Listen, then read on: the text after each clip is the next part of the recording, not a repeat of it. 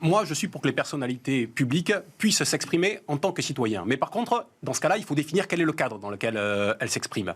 Monsieur Mbappé est un pro de la communication. Honnêtement, il fait ça comme peu de footballeurs l'ont fait avant lui. Il avait les moyens de s'exprimer sur les réseaux sociaux, de dire le fond de sa pensée. Là, il le fait en conférence de presse, en tant que capitaine de l'équipe de France, de la même manière que Marcus Thuram parle en conférence de presse de l'équipe de France. Donc déjà, ça définit un cadre. Ça, c'est la première chose.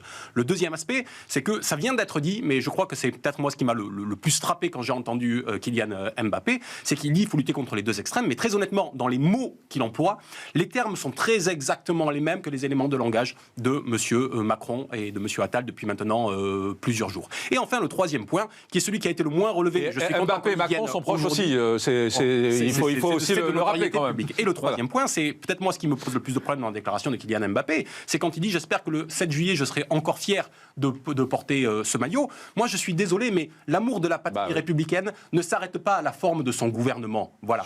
Si on aime la patrie républicaine, on s'investit pour elle tout entière, et l'équipe de France est l'équipe de son peuple.